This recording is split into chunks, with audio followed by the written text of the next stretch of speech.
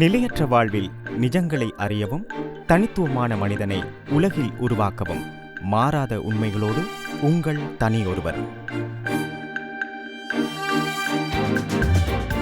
வணக்கம் அன்பான நேயர்களே, தனியொருவர் நிகழ்ச்சியை கேட்க காத்திருக்கும் உங்கள் அனைவரையும் அன்போடு வரவேற்கின்றோம்.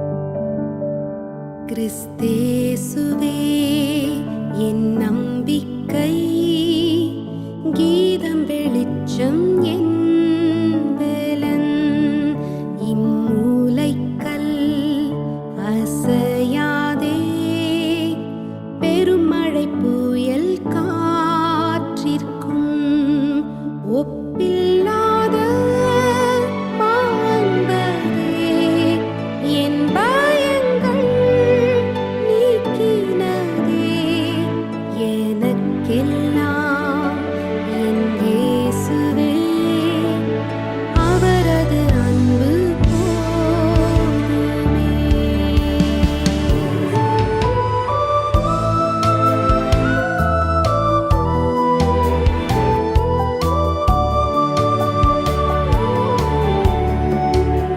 கிறிஸ்தேசுவில் மாதேவனே அவதரித்தார் பாலகனாய், அன்பின் ஈவாம் இரட்சகரை பாவ மாந்தர் பகை தாரே, என் பாவங்கள் சுமந்தாரே, கோபாக்கினை நீக்கினாரே. கல்வாரியில் மரித்தாரே, மரித்தென்னை வாழ வைத்தாரே.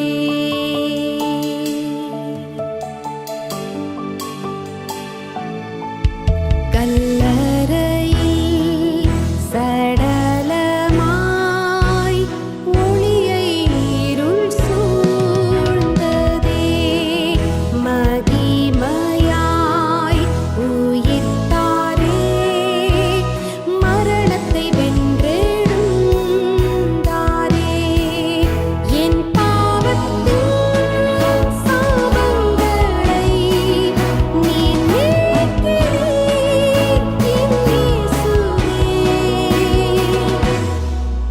உம் இரத்தத்தால் மீட்டீர் நானும் சொந்தமானேன், நீர் என் சொந்தம்.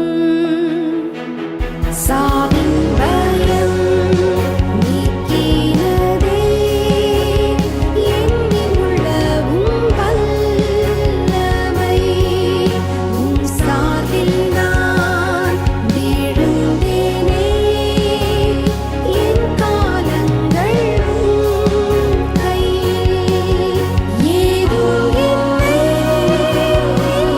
செய்யும், நான் என்றுமே உம் கையிலே.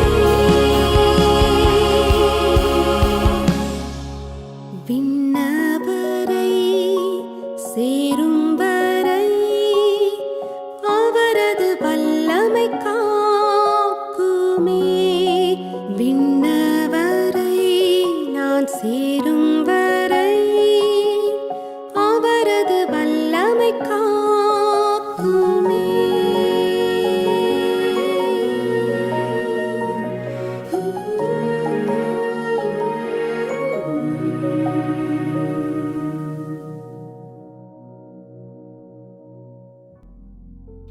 வணக்கம் அன்பான நேர்களே, தனியொருவர் நிகழ்ச்சியில் உங்களை மீண்டும் சந்திக்கிறதிலே மனமகிழ்ச்சி அடைகிறேன். அனைவருக்கும் இனிய இரவு வணக்கங்கள். கடந்த நிகழ்ச்சியில் எகிப்தின் ராஜாவான பார்வோன் ஆபிரகாமின் சந்ததியினரை எவ்வாறு அடிமைகளாக்கி அவர்களை இரக்கமின்றி துன்புறுத்தி வேலைகளை செய்வித்தான் என்பதை நாம் கண்டோம். ஆனாலும் அவர்களை எவ்வளவு ஒடுக்கினார்களோ அவ்வளவாய் அவர்கள் பலுகி பெருகினார்கள். ஆகையால் அவர்கள் இஸ்ரவேல் புத்திரரை குறித்து எரிச்சல் அடைந்தார்கள். அப்படியாக யாத்ராகமம் 1 அதிகாரம் 12 வசனத்தில் குறிப்பிடப்பட்டுள்ளது. இதன் நிமித்தமாக இஸ்ரவேலருக்கு பிறக்கும் ஆண் பிள்ளைகளையெல்லாம் நதியிலே போட்டுவிடவும் பெண் பிள்ளைகளையெல்லாம் உயிருடன் வைக்கவும் பார்வோன் கட்டளையிட்டார். ஆனால் பிரியமானவர்களே, ஆண்டவரின் திட்டங்களை முறியடிக்க ஒருவராலும் கூடாது. ஒரு நாள் பார்வோனின் மகள் ஒரு கோடை காலத்தில் தண்ணீரிலே மிதந்து வந்து கொண்டிருந்த ஒரு குழந்தையை கண்டுபிடித்தாள். அவள் அவன் மீது பரிதாபப்பட்டு அவனை தன் மகனாக ஏற்றுக்கொண்டார். அவனுக்கு மோசே என்று பெயரிட்டார். குழந்தை மோசே பார்வோனின் வீட்டில் வளர்ந்தான். பொல்லாத ராஜாவின் கையிலிருந்து தம்முடைய ஜனங்களை விடுவிக்க மோசேயை பயன்படுத்துவது ஆண்டவரின் திட்டமாக இருந்தது. மோசேக்கு 40 வயதாக இருந்தபோது அவனை கொலை செய்ய விரும்பிய பார்வோனிடம் இருந்து மோசே தப்பியோடினான். மோசே வனாந்தரத்தில் வசித்து வந்தபொழுது அங்கு ஒரு ஸ்திரீயை மணந்து குழந்தைகளையும் பெற்றெடுத்ததுடன் தன் மாமனாருடைய மந்தைகளையும் மேய்த்து வரலானான். அன்பர்களே, இஸ்ரவேலரை எகிப்திலிருந்து வெளியேற்றும் திட்டத்தை நிறைவேற்றுவதற்காக பார்வோனிடம் மோசேயை அனுப்பும் பொருட்டு ஆண்டவர் தன்னை மோசேக்கு எப்படி வெளிப்படுத்தினார் என்பதை அறிவதற்கு நாம் இப்போது தொடர்ந்து யாத்ராகமம் 3 அதிகாரத்தில் 1 தொடக்கம் 15 வரையான வசனங்களை வாசிப்போம். மோசே மீதியான் தேசத்து ஆசாரியனாயிருந்த தன் மாமனாகிய எத்திரோவின் ஆடுகளை மேய்த்து வந்தான். அவன் ஆடுகளை வனாந்தரத்தின் பின்புறத்திலே ஓட்டி தேவ பர்வதமாகிய ஓரேப் மட்டும் வந்தான். அங்கே கர்த்தருடைய தூதனானவர் ஒரு முட்செடியின் நடுவில் உண்டான அக்கினி ஜுவாலையிலே நின்று அவனுக்கு தரிசனமானார். அப்பொழுது அவன் உற்று பார்த்தான். முட்செடி அக்கினியால் ஜுவாலித்து எரிந்தது.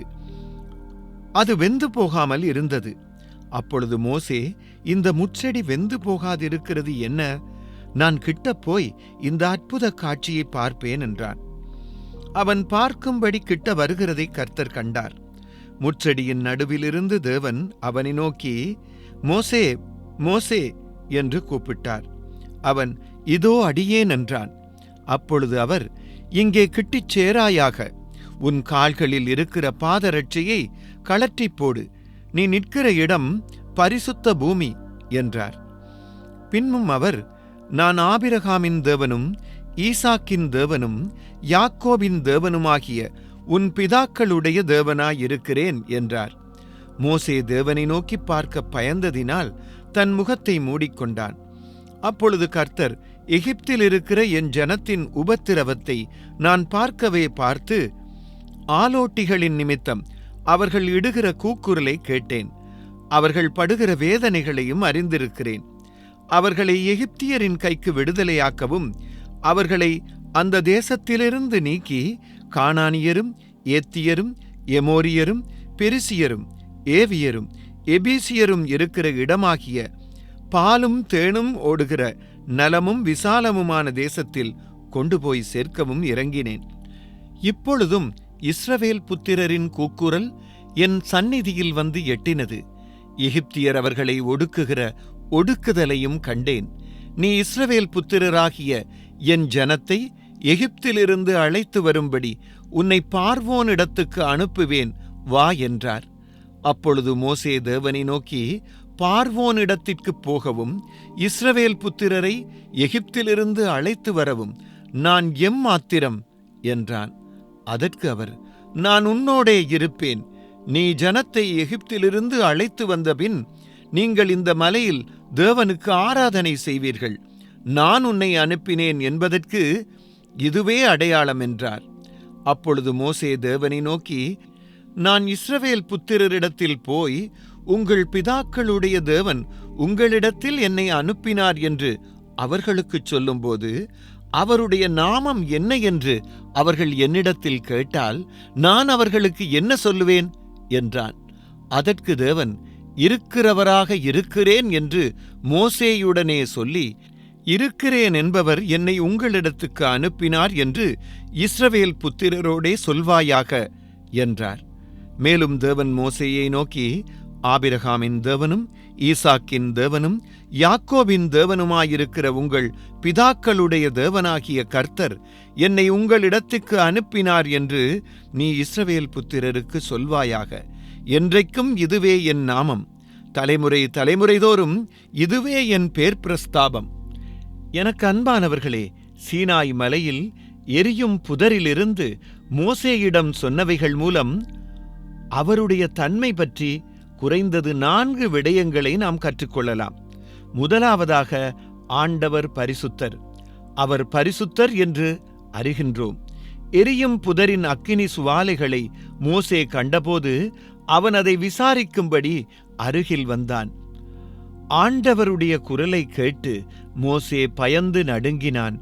அவன் பார்க்கும்படி துணியவில்லை. மோசே ஏன் பயந்தான் என்று நினைக்கிறீர்கள்?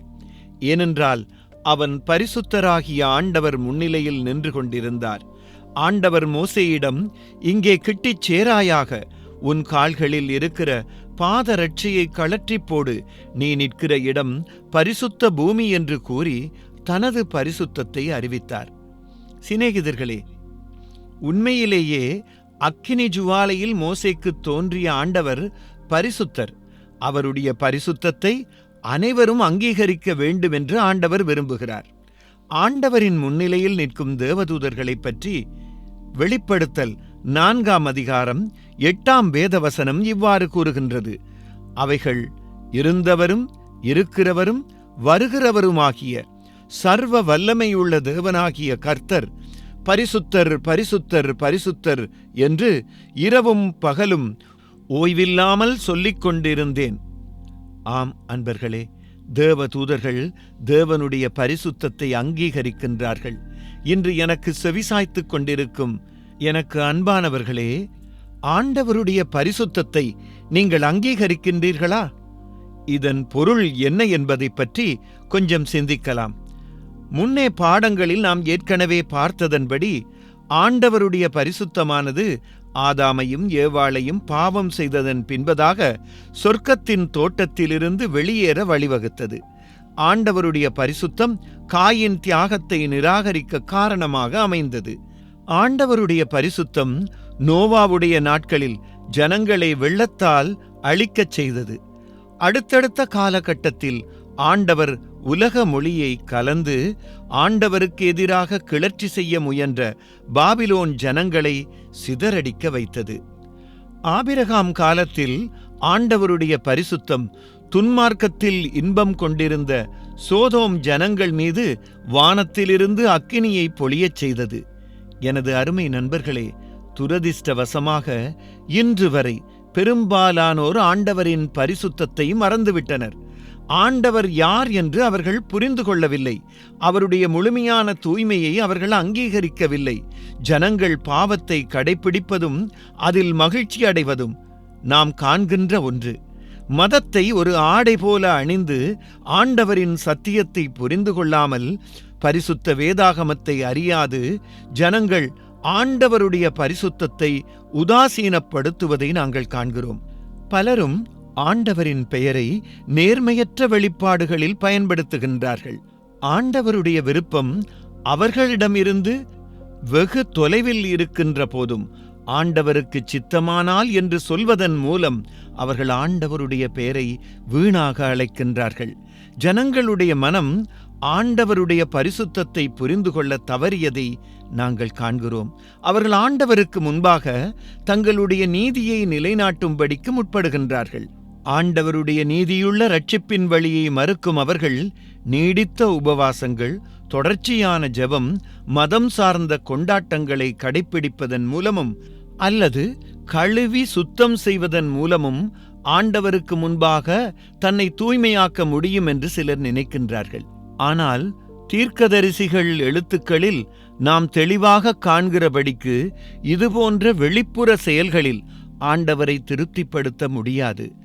பரிசுத்தவானான ஒரு நபர் உள்ளே இருக்க வேண்டும் என்று குறிப்பிடப்படுகின்றது. அன்பர்களே, ஆண்டவர் பரிசுத்தர், பரிசுத்தரே. அதனால்தான் அவர் மோசேயை நோக்கி, இங்கே கிட்டிச் சேராயாக, உன் கால்களில் இருக்கிற பாதரட்சியை கழற்றிப் போடு, நீ நிற்கிற இடம் பரிசுத்த பூமி என்றார். சகோதரர்களே, அடுத்ததாக எரியும் புதரிலிருந்து ஆண்டவர் மோசேயிடம் சொன்னதை அடிப்படையாக கொண்டு ஆண்டவர் பரிசுத்தர் மட்டுமல்ல, உண்மையுள்ளவர் என்பதையும் அறிகிறோம். ஆண்டவர் மோசேயிடம் முதலில் சொன்னதை நீங்கள் கவனித்தீர்களா? நான் ஆபிரகாமின் தேவனும் ஈசாக்கின் தேவனும் யாக்கோபின் தேவனுமாகிய உன் பிதாக்களுடைய தேவனாயிருக்கிறேன் என்று. இந்த வார்த்தைகள் ஆண்டவரை அணுகவும் அவருடன் நெருங்கிய உறவை அனுபவிக்கவும் விரும்பும் எவரின் இதயத்திலும் மகிழ்ச்சியை கொடுக்கக்கூடியதாக இருக்கும். பரிசுத்தராகிய ஆண்டவர் ஆபிரகாம், ஈசாக்கு, யாக்கோபுடன் ஒரு உடன்படிக்கையை ஏற்படுத்தியவர். அவர் உண்மையுள்ளவர். நூற்றுக்கணக்கான வருடங்களுக்குப் பிறகும் ஆபிரகாம், ஈசாக்கு, யாக்கோபு மற்றும் அவருடைய சந்ததியினருக்கு அவர் வாக்களித்த அனைத்தையும் அவர் மறக்கவே இல்லை. எனக்கு அருமையானவர்களே, உங்களைப் பற்றி என்ன நினைக்கிறீர்கள்? ஆண்டவரின் உண்மையை நீங்கள் பாராட்டுகிறீர்களா? ஆபிரகாம், ஈசாக்கு மற்றும் யாக்கோபுடன் பேசிய பரிசுத்த மற்றும் உண்மையுள்ள ஆண்டவரோடு நீங்கள் உங்கள் உறவை அனுபவிக்கிறீர்களா? இந்த வாழ்க்கையிலும் வரவிருக்கும் வாழ்க்கையிலும் ஆண்டவருடைய சமாதானத்தை அனுபவிக்க விரும்பும் எவருக்கும் இது ஒரு முக்கியமான கேள்வி. உங்களிடம் ஒரு மதம் இருக்கின்றதா என்று நாங்கள் கேட்கவில்லை. மத விதிகளை பின்பற்றினால் ஆண்டவருக்கு முன்பாக உங்களை நீதியாக்க முடியாது. நாங்கள் கேட்பது என்னவென்றால், உங்களுக்கும் ஆண்டவருக்கும் இடையில் சரியானதொரு உறவு இருக்கிறதா? ஆண்டவருடைய மீட்பின் வழியை நீங்கள் புரிந்து கொண்டு நம்பி இருக்கின்றீர்களா? ஒரு மதத்தை கடைப்பிடிப்பதும் கர்த்தருடன் உறவு கொள்வது இரண்டும் வெவ்வேறு விடயங்கள் என்பதை நீங்கள் காண்கிறீர்களா? இன்று உலகில் ஆயிரக்கணக்கான மதங்கள் உள்ளன. உதாரணமாக, பிரேசில் நாட்டில் மட்டும் 4000க்கு மேற்பட்ட மதங்கள் மற்றும் பிரிவுகள் உள்ளது என்று நிபுணர்கள் கூறுகின்றார்கள். 4000 மதங்கள், அப்பொழுது 4000 தெய்வங்கள் உள்ளனரா? அல்லது வழிவகுக்கும் 4000 வழிகள் உள்ளனவா? இல்லை, தேவன் ஒருவரே, தேவனுக்கும் மனுஷருக்கும் மத்தியஸ்தரும் ஒருவரே என்று தீமோத்தேயு 2ஆம் அதிகாரம் 5ஆம் வசனம் கூறுகின்றது. அன்பானவர்களே, ஆண்டவருக்கு ஆரம்பமும் இல்லை, அவருக்கு முடிவும் இல்லை. அவருக்கு வரம்புகள் இல்லை. அவருக்கு சமமானவர் இல்லை. அவர் தனது சொந்த வல்லமையால் இருப்பவர். நேற்று இருந்தவர், இன்றும் இருக்கிறார். அவர் என்றென்றைக்கும் இருப்பவர். அவர் ஒருபோதும் மாறமாட்டார். மோசேயும் ஆரோனும் பார்வோனிடத்திற்குச் சென்று தங்கள் ஜனங்களை விடுவிக்குமாறு கேட்டுக்கொண்டபோது அதற்கு பார்வோனின் பதில் என்னவாக இருந்தது? பார்வோன் ஆண்டவரை அறிந்திருந்தானா என்பதற்கான விடைகளை நாம் தொடர்ந்து பார்ப்போம். வேத பகுதியை வாசிப்போம். யாத்ராகமம் 5ஆம் அதிகாரம் 1 மற்றும் 2 வசனங்களை வாசிக்க கேட்போம். பின்பு மோசேயும் ஆரோனும் பார்வோனிடத்தில் போய், இஸ்ரவேலின் தேவனாகிய கர்த்தர் வனாந்தரத்திலே எனக்கு பண்டிகை கொண்டாடும்படி என் ஜனங்களை போகவிட வேண்டும் என்று சொல்லுகிறார் என்றார்கள். அதற்கு பார்வோன், நான் இஸ்ரவேலை போகவிட கர்த்தரின் வார்த்தையை கேட்கிறதற்கு அவர் யார்? நான் கர்த்தரை அறியேன். நான் இஸ்ரவேலை போக விடுவதில்லை என்றான். சிநேகிதர்களே, இவ்விடத்தில் நாம் சற்று நிறுத்துவோம். மோசே மற்றும் ஆரோனின் வாயினூடாக ஆண்டவர் பார்வோனுடன் எப்படி பேசினார் என்பதை நாம் இங்கே காண்கிறோம். பார்வோன் தேவனுடைய வார்த்தையை நம்பினானா? இல்லை, அவன் அப்படி செய்யவில்லை. மோசேக்கும் ஆரோனுக்கும் அவன் எப்படி பதிலளித்தான் என்று நீங்கள் கேட்டீர்கள்தானே? அவன், கர்த்தர் யார்? இஸ்ரவேலை விடுவிக்க நான் அவருடைய சத்தத்தை கேட்க வேண்டுமா? எனக்கு கர்த்தரை தெரியாது. அது மட்டுமல்லாமல் நான் இஸ்ரவேலரை விடமாட்டேன் என்கிறதான அலட்சியமான ஆணவமான பதிலை நாம் கேட்டோம். அன்பர்களே, உண்மை எதுவெனில், கர்த்தரை பார்வோன் அறிந்திருக்கவில்லை. பார்வோனுக்கும் எகிப்து ஜனங்கள் அனைவருக்கும் மத பின்பற்றுதல்கள் இருந்தது. ஆனால் அவர்களுக்கும் ஆண்டவருக்கும் இடையில் உண்மையான ஒரு உறவு இருக்கவில்லை. அவர்கள் தங்கள் முன்னோர்களின் மதத்தை பின்பற்றுவதில் மட்டும்தான் அக்கறை காட்டினார்கள். ஆனால் ஆபிரகாம், ஈசாக்கு, யாக்கோபின் ஆண்டவரான கர்த்தரை அறிந்து கொள்வதில் அவர்கள் அக்கறை காட்ட தவறினார்கள். பார்வோனும் எகிப்தியரும் தங்கள் பழக்க வழக்கங்களிலும் சிலைகளிலும் மதத் தலைவர்கள் மீதும் நம்பிக்கை வைத்தவர்களாயிருந்தார்கள். ஆனால் அவர்கள் கர்த்தரிடமும் அவருடைய திட்டத்திலும் நம்பிக்கை கொள்ளவில்லை. சிநேகிதர்களே, மேலும் பார்வோனின் அகங்காரமான இந்த பேச்சுக்கு நம் ஆண்டவராகிய கர்த்தரின் பதிலை அறிய நாம் தொடர்ந்து யாத்ராகமம் 6ஆம் அதிகாரம் 1 தொடக்கம் 8 வரையான வசனங்களை வாசிப்போம். அப்பொழுது கர்த்தர் மோசேயை நோக்கி, நான் பார்வோனுக்குச் செய்வதை இப்பொழுது காண்பாய். பலத்த கையைக் கொண்டு அவர்களை போகவிட்டு பலத்த கையைக் கண்டு அவர்களை தன் தேசத்திலிருந்து துரத்தி விடுவான் என்றார். மேலும் தேவன் மோசேயை நோக்கி, நான் யெகோவா, சர்வ வல்லமையுள்ள தேவன் என்னும் நாமத்தினால் நான் ஆபிரகாமுக்கும் ஈசாக்குக்கும் யாக்கோபுக்கும் தரிசனமானேன். ஆனாலும் யெகோவா என்னும் என் நாமத்தினால் நான் அவர்களுக்கு அறியப்படவில்லை. அவர்கள் பரதேசிகளாய் தங்கின தேசமாகிய கானான் தேசத்தை அவர்களுக்கு கொடுப்பேன் என்று நான் அவர்களோடே என் உடன்படிக்கையையும் ஏற்படுத்தியிருக்கிறேன். எகிப்தியர் அடிமை கொள்ளுகிற இஸ்ரவேல் புத்திரரின் பெருமூச்சையும் நான் கேட்டு என் உடன்படிக்கையை நினைத்தேன். ஆதலால் இஸ்ரவேல் புத்திரரை நோக்கி, நானே கர்த்தர், உங்கள் மேல் எகிப்தியர் சுமத்தின சுமைகளை நீக்கி நான் உங்களை விடுவித்து உங்களை அவர்கள் அடிமைத்தனத்திற்கு நீங்களாக்கி ஓங்கிய கையினாலும் மகா தண்டனைகளினாலும் உங்களை மீட்டு உங்களை எனக்கு ஜனங்களாக சேர்த்துக்கொண்டு உங்களுக்கு தேவனாயிருப்பேன். உங்கள் மேல் எகிப்தியர் சுமத்தின சுமைகளை நீக்கி உங்களை விடுவிக்கிற உங்கள் தேவனாகிய கர்த்தர் நான் என்று அறிவீர்கள். ஆபிரகாமுக்கும் ஈசாக்குக்கும் யாக்கோபுக்கும் கொடுப்பேன் என்று நான் ஆணையிட்ட தேசத்தில் உங்களைக் கொண்டு போய் அதை உங்களுக்கு சுதந்திரமாக கொடுப்பேன். நான் கர்த்தர் என்று அவர்களுக்குச் சொல் என்றார். எனது அருமையானவர்களே, ஆண்டவர் மேலும் மோசேக்கும் ஆரோனுக்கும் நம்பிக்கை ஊட்டியதை நாம் அறிய யாத்ராகமம் 7ஆம் அதிகாரம் 4 தொடக்கம் 7 வரையான வசனங்களை வாசிப்போம். பார்வோன் உங்களுக்கு செவி கொடுக்க மாட்டான். ஆகையால் எகிப்துக்கு விரோதமாக நான் என் கையை நீட்டி மகா தண்டனையினால் என் சேனைகளும் என் ஜனங்களுமாகிய இஸ்ரவேல் புத்திரரை எகிப்து தேசத்திலிருந்து புறப்படப் பண்ணுவேன்.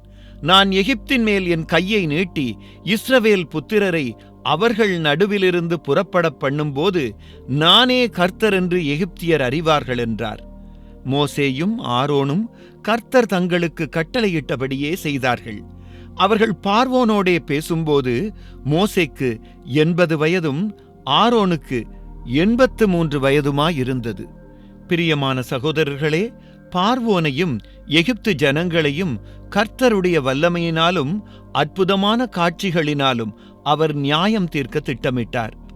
ஆண்டவர் தம்முடைய நீதியால் ஆபிரகாமின் சந்ததியினருக்கு 100கணக்கான ஆண்டுகளாக எகிப்தியர்கள் செய்து வந்த துன்பங்களுக்கு அவர்களை தண்டிக்க நினைத்தார். மேலும் மோசேயின் கையால் ஆண்டவர் செய்ய திட்டமிட்ட அற்புதங்களின் மூலம் ஆபிரகாம், ஈசாக்கு, யாக்கோபு, மோசே ஆகியோருடன் பேசிய ஜீவனுள்ள உண்மையான ஆண்டவர் தம்முடைய மகிமையையும் வல்லமையையும் எகிப்து ஜனங்களுக்கும் உலகம் முழுவதற்கும் காட்ட விரும்பினார். அன்பர்களே, நாம் ஏற்கனவே கற்றுக்கொண்டது போல ஆண்டவர் இரக்கமுள்ளவர். யாரும் அழிந்து போவதை அவர் விரும்புவதில்லை. ஆனால் எல்லோரும் மனம் திரும்பும்படி உண்மையை அறிந்து அதை பெற்றுக்கொள்ள வேண்டும் என்று அவர் விரும்புகின்றார். அதனால்தான் மோசே மூலம் அவர் பேசிய செய்தியை உறுதிப்படுத்தும் முகமாக அற்புதங்களை செய்ய அவர் திட்டமிட்டார். மோசேயின் மூலமாக பேசும் ஆண்டவர் ஒரு உண்மையான தேவன் என்பதில் சந்தேகமில்லை. இதை அனைவரும் அறிய வேண்டும் என்று கர்த்தர் விரும்பினார். மேலும் சகோதரர்களே, எகிப்தியர்கள் ஆண்டவராக கருதிய 100கணக்கான சிலைகள் எகிப்தில் இருந்தன. இதை நாம் நினைவில் கொள்ள வேண்டும். ஆனால் ஆண்டவரோ ஆபிரகாம், ஈசாக்கு, யாக்கோபுடனான தனது உடன்படிக்கையை நிலைநாட்ட ஒரே ஒரு உண்மையான ஆண்டவர் மட்டுமே இருக்கின்றார் என்பதை அவர்கள் அறிந்து கொள்ள வேண்டும் என்று விரும்பினார். இருப்பினும் பிரியமானவர்களே, ஒரு உண்மையான ஆண்டவரை அறிந்து கொள்வதில் பார்வோன் அக்கறை காட்டவில்லை. அதனால்தான் ஆண்டவர் தம் தீர்க்கதரிசிகளான மோசே மற்றும் ஆரோன் மூலமாக பார்வோனுடன் பேச முற்பட்டபோது அதற்கு பார்வோன், நான் இஸ்ரவேலை போகவிட கர்த்தரின் வார்த்தைகளை கேட்கிறதற்கு அவர் யார்? நான் கர்த்தரை அறியேன், நான் இஸ்ரவேலை போக விடுவதில்லை என்று கூறியதை நாம் என்று செவிசாய்த்தது உங்களுக்கு நினைவிருக்கும். எனக்கு அருமையானவர்களே, தனக்கு கர்த்தரை தெரியாது என்று சொன்னபோது பார்வோன் உண்மையை பேசினான். ஆபிரகாம், ஈசாக்கு மற்றும் யாக்கோபுடன் நித்திய உடன்படிக்கையை ஏற்படுத்தின ஆண்டவரை உண்மையில் அவன் அறிந்திருக்கவில்லை. பார்வோனுக்கு மத பின்பற்றுதல்கள் இருந்தது, ஆனால் அவனுக்கு ஆண்டவருடன் உறவு இருக்கவில்லை. பார்வோனின் இதயம் கடினமாக இருந்தது, அவனுடைய மனம் மூடப்பட்டிருந்தது. ஆகவே மோசே மற்றும் ஆரோன் மூலமாக ஆண்டவரிடம் இருந்து வந்த செய்தியை அவன் புறக்கணித்தான். சிநேகிதர்களே, இன்று வரை பெரும்பாலான மக்கள் பார்வோனுடைய வழியை பின்பற்றுகிறார்கள். அவர்கள் ஆண்டவரை பற்றி பேசுகின்றார்கள், ஆனால் அவர்கள் கர்த்தருடைய வார்த்தையை கவனிப்பதில்லை. இதன் விளைவாக அவர்கள் ஆண்டவருடைய வார்த்தையை அறிய மறுக்கிறார்கள். ஆண்டவரை பற்றி அவர்களுக்கு சில விடயங்கள் மட்டுமே தெரியும், ஆனால் அவர்களுக்கு ஆண்டவரை முழுமையாக தெரியாது. அவர்கள் பெற்றோர்களால் ஒப்படைக்கப்பட்டு ஒரு மதத்தை பின்பற்றுகின்றார்கள், ஆனால் மோசேக்கு தன்னை வெளிப்படுத்திய ஜீவனுள்ள தேவனுடன் அவர்களுக்கு தனிப்பட்ட உறவு ஒன்றில்லை. எனக்கன்பானவர்களே, நித்திய ஆண்டவரின் செய்தியை கேட்கவும் நம்பவும் மறுத்த பார்வோனைப் போல நம்மில் ஒருவர் கூட இருக்கக்கூடாது. ஆண்டவருக்கு சித்தமானால் எங்களுடைய அடுத்த ஆய்வு தொடரும். ஆண்டவர் பார்வோன் மற்றும் எகிப்தியர் மீது 10 வாதைகளை எப்படி கொண்டு வந்தார் என்பதை பற்றி நாம் அடுத்த வாரம் பார்க்கலாம்.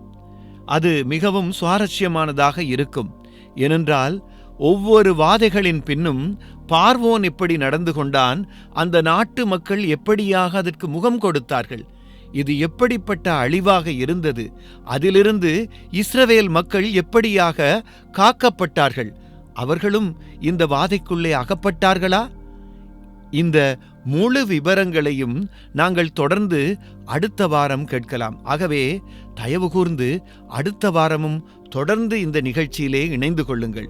இதுவரை நிகழ்ச்சியிலே இணைந்து கொண்டதற்கு நன்றி சொல்லுகின்றோம். நிகழ்ச்சியை கேட்பது மாத்திரமல்ல, உங்கள் கேள்விகளையும் இந்த நிகழ்ச்சி குறித்த உங்கள் அபிப்பிராயங்களையும் உங்கள் மேலான கருத்துக்களையும் எங்களுக்கு எழுதி அனுப்புங்கள். எழுதி அனுப்பும் நேர்களிலே தெரிவு செய்யப்படும் நேருக்கு ஒரு அழகான பரிசொன்று காத்திருக்கிறது. அது மட்டுமல்ல, உங்களுடைய தேவைகளை, உங்கள் ஜெப விண்ணப்பங்களை நீங்கள் எங்களுக்கு எழுதி அனுப்பலாம். உங்களுக்காக நாங்கள் ஜெபிக்க எப்பொழுதும் காத்திருக்கிறோம்.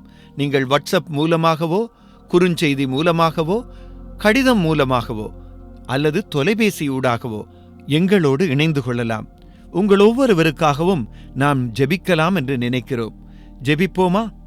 எங்களை ஒன்று போல நேசிக்கிற எங்கள் அன்பின் பிதாவே, இந்த நாளிலும் இந்த நிகழ்ச்சியை கேட்டுக்கொண்டிருந்த ஒவ்வொருவரையும் உம்முடைய கரத்திலே ஒப்புவிக்கின்றோம். உலகமும் நாங்கள் முகம் கொடுக்கும் சூழ்நிலைகளும் மிகவும் மோசமானதாகவும் பயங்கரமானதாகவும் இருக்கிறது.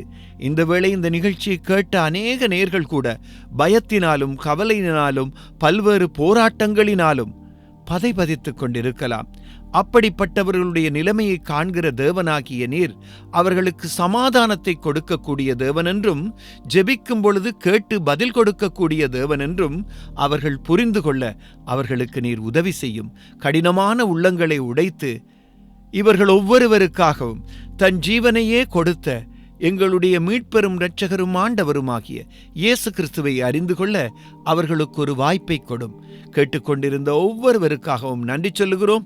அவர்கள் பிரச்சனைகள், போராட்டங்கள், கவலைகளிலிருந்து தேவன் நீர்தாமே அவர்களை விடுதலையாக்கும்படி எங்களுடைய மீட்பெரும் இரட்சகரும் ஆண்டவருமாகிய இயேசு கிறிஸ்துவின் நாமத்திலே ஜெபம் கேட்டு நிற்கிறோம் பிதாவே, ஆமேன்.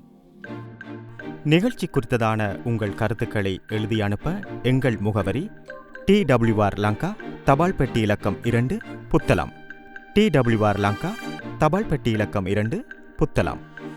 மற்றும் வாட்ஸ்அப் மூலம் தொடர்பு கொள்ள இலக்கம் 0714 577634 0714 57 76 34. மீண்டும் அடுத்த வாரம் இதே நேரம் நிகழ்ச்சியில் உங்களை சந்திப்போம். வணக்கம் நேயர்களே.